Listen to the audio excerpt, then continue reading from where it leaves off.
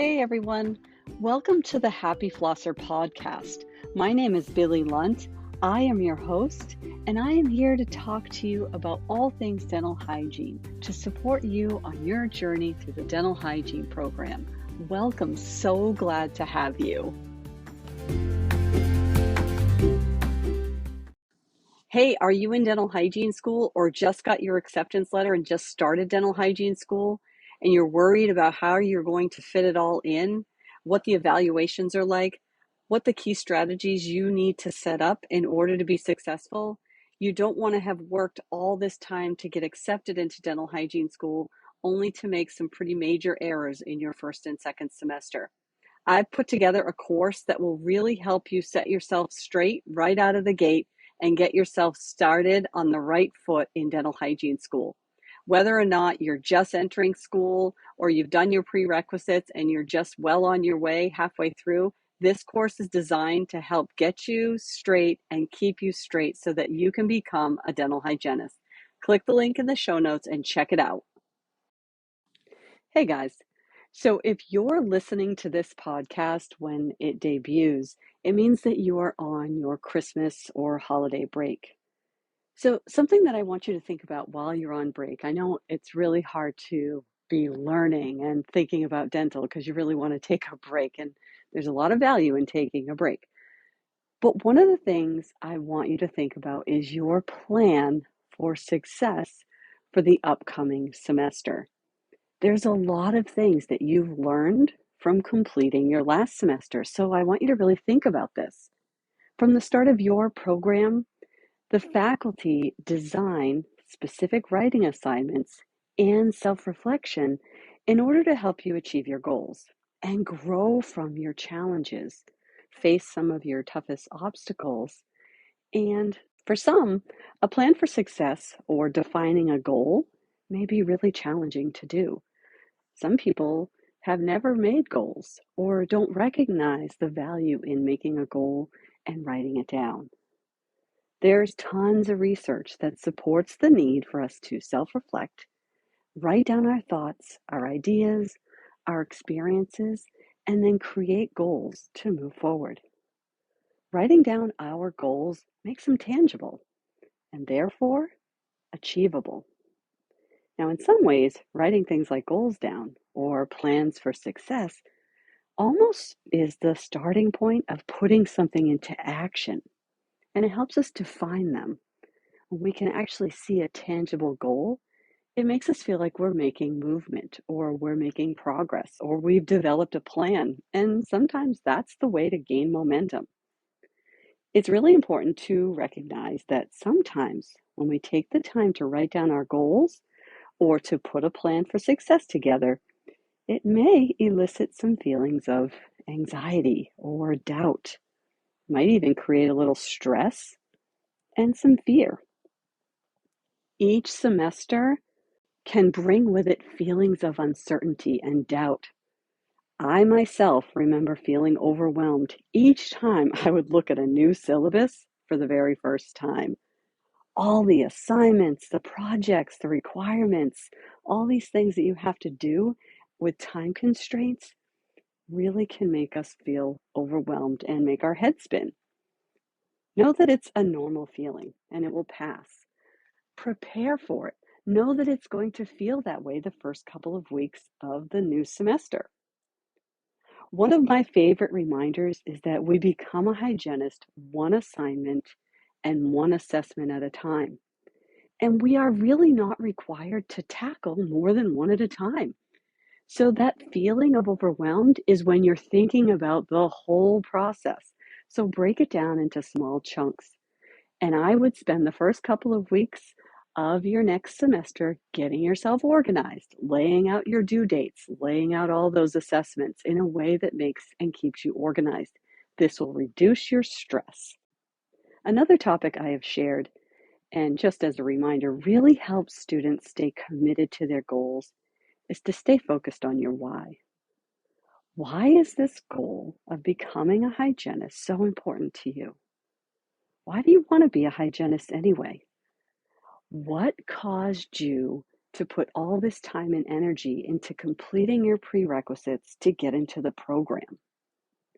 Think about the number of goals you had to set just to get into the program, and they were pretty significant. Take the time to reflect and write down your why. I had a really strong why when I became a hygienist, but I also had a lot of fears and a lot of doubts. And it was really important for me to articulate my why so that I could push through when things got stressful. I had a really amazing department head, and that department head could see and feel my fears and doubts, but also believed in me and could see my potential. And so when I was struggling to see my own potential and know that I was resilient, she pushed me and kept me moving in the right direction. She understood my why, and she knew that I could reach my goals if I kept reminding myself of my why. Having a solid vision and a well-constructed why will go a really long way in helping you when things get challenging. When I went back to school to get my master's degree to become a professor to teach dental hygiene, I had a really strong why. I wanted to have an impact on the profession that was exponential.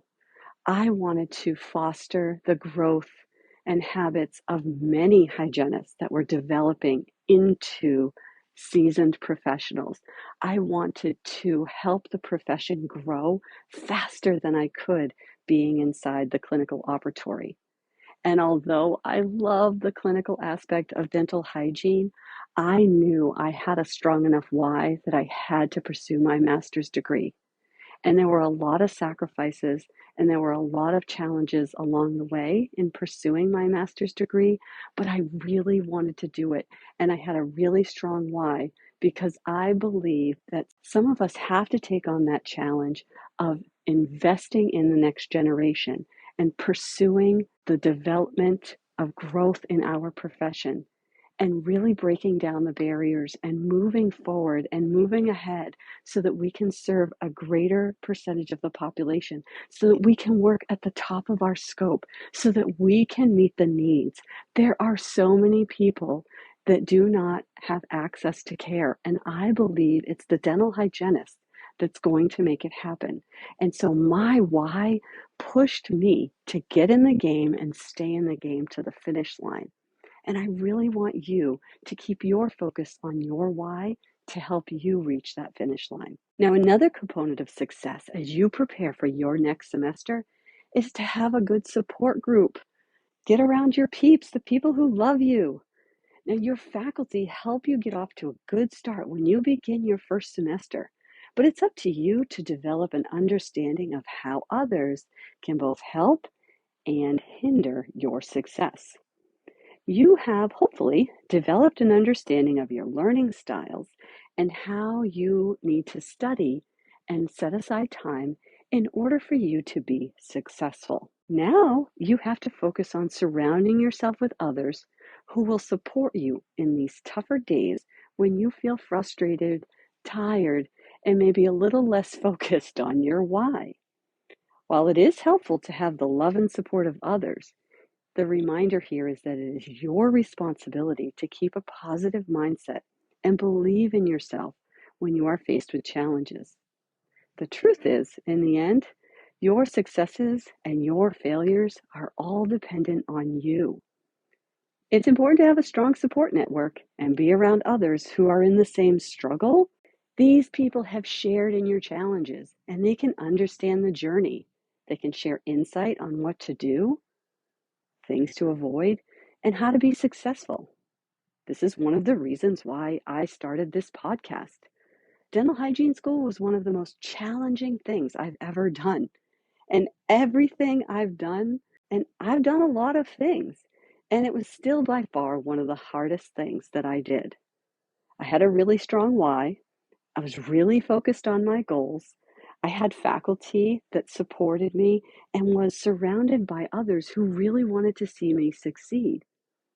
Now, some of you may not have all of the elements that you need. So hopefully I can be that support person you need that helps you cross that finish line towards your goals. Put yourself in the situation to get all the things that you need to achieve your goals. Keep in mind that there are some people that want to be hygienists, but they never take the first step. Many people want to be a hygienist, but they don't invest the time to do well on their prerequisites. Some who attempt don't even get accepted, and still some others get in and they're unsuccessful. So think about your drive, your determination. If you're in hygiene school, it means that you are doing what some only think about doing. Some never start, some only wish, but you are doing it. Take the time to be grateful of this opportunity and the journey that you are on. Kind of that stop to smell the roses and ignore the thorns. One of my favorite quotes, and this is the quote that got me through my master's degree: the seeds of discouragement cannot take root in a grateful heart. You're going to get discouraged, but if you turn that discouragement into gratitude, it will erase that discouragement and you will press on in a very positive way. It doesn't really matter what other people are doing. It only matters what you are doing. Don't get distracted. Stay motivated by reviewing your goals. Keep your mind on your why. Stay organized and provide yourself with enough study time in order to be successful. And that length of study time is unique to you. And you are the only one who knows how much study time you need in order to be fully prepared. Definitely take some time to rest and rejuvenate, but keep your mind on your goals. Keep things set so that you can start fresh the next semester, moving forward towards your goals. When you're taking a good look at your next semester, think about what your overall strengths were for your last semester, especially in your clinical rotations. What were some of the things that just came easy to you, that you didn't have any struggles with? Look over your self-reflections from the last semester to really help you pinpoint those things that came with relative ease. Then take a look at your overall weaknesses that you had last semester. What were some of the things that you really struggled with that just took a lot more energy and effort on your part in order to do? Take some time to really think about how you managed with some of the rigors that you experienced last semester.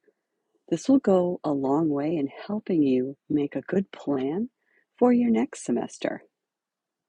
And what are some of the stress management techniques that you used, if you used any? Did you explore any of them your last semester? If you did explore them, which ones actually worked for you? Which ones proved to be pretty effective? And which ones didn't help at all? Remember, everyone is unique in how they manage stress and how they put a plan together. Identify your strengths and weaknesses, and putting a plan together really helps you cope with what's to come. What are you looking forward to next semester? What are some of the things that you're excited or maybe even nervous about, but mostly excited, right? You're taking a joyful approach to the start of your next semester. And what are some of the things that are concerning to you about your next semester? And this is different depending on which semester you're going into. Creating a plan for success will really help you see it all outlined for you. Think about some of the strategies that you have learned as a student. Things like your time management, how you balance your work life, your home life, your study time, and how you manage your clinic stuff. How are you going to manage securing enough patients to meet your requirements? Do you have everything organized well enough so that you can manage seeing different patients on different days and having assignments in some of your courses? Some of the hardest things to do in hygiene school is to balance scheduling patients meeting requirements, and still having the rigors of your lecture courses. So think about what that looks like for you. I can't stress enough some of the stress reduction techniques that you need to focus your attention on. These strategies really help. Maybe you're a person who needs to go for a walk, or needs to go to bed early, or needs to listen to music. Whatever works for you, make sure you are incorporating that into your plan. When you start your next semester, we will have you do a plan for success. And the reason why we do this is that it helps you really see your plan all laid out in written format. There's so much power in seeing a tangible document that shows all of the things that you've thought about, considered, and will be working towards. I can't stress this enough how important it is to create a plan, put it together, write it down, think about it, and then move into action. You've got this.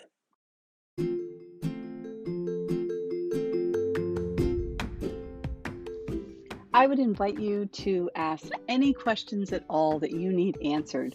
Sometimes questions come up when you're listening to this podcast. If you have a question, most likely someone else has the very same question. I'd be happy to answer it and would probably share it in a future podcast.